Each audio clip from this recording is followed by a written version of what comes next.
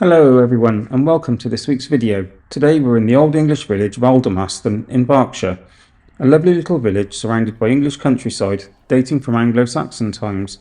However, the village is more famed for its atomic weapons establishment on the outskirts, which is sited on a former World War II Air Force base, to which we'll delve into a bit more detail later in the video.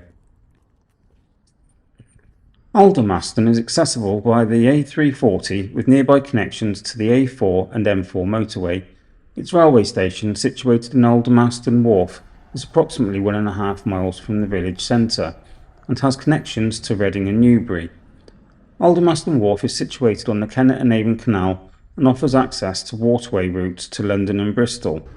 Additionally, the village is served by West Berkshire Council's bus service, Route 44, providing links to Thatcham and Calcott. There is also a nearby airport at Brimpton.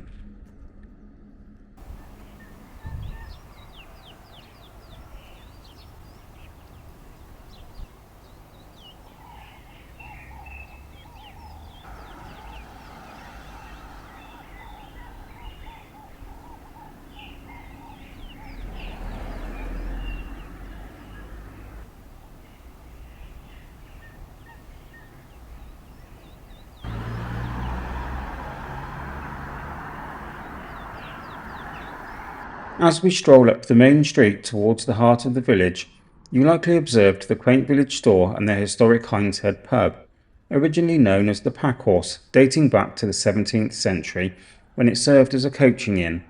The village boasts a charming array of homes predominantly constructed between the 17th and late 19th centuries, showcasing delightful examples of Victorian Gothic architecture.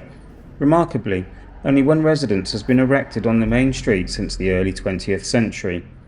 Notably, a majority of the village's residences are designated Grade 2 listed buildings, with many crafted from locally sourced red bricks, adding to the area's distinctive character and heritage.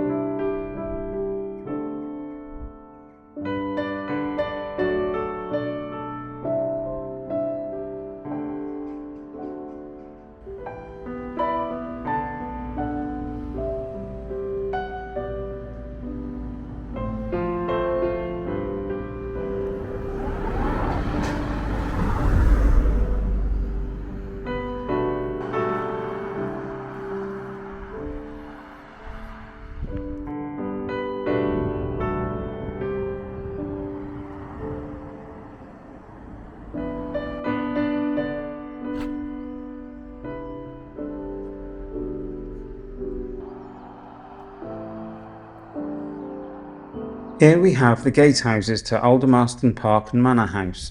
The house was built in 1846, following a fire of the previous manor in 1843. You can see a photo of it later in the video when we take a look at the site of the atomic weapons establishment. The manor house and park was being used as a hotel, conference centre and wedding venue, but went insolvent in 2012. From what I have read, the estate did go up for sale, but due to the enormous size of the property would likely be extremely expensive to renovate.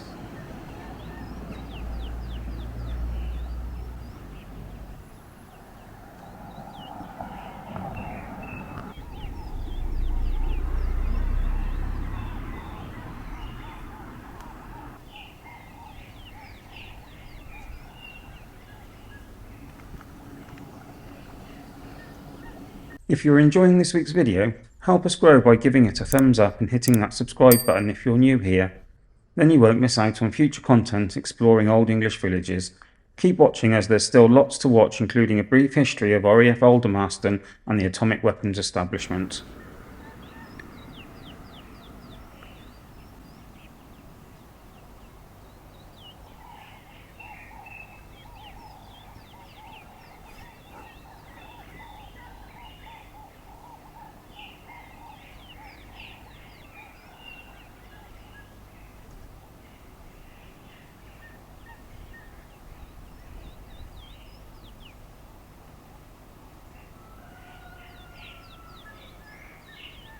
Behind the church you will find the site of the closed down Aldermaston Hotel, quite a large complex, and that then backs out onto the vast 750-acre site of the atomic weapons establishment. I have massively condensed this down as you could make an entire video on its own about this site, so keeping it brief but relevant.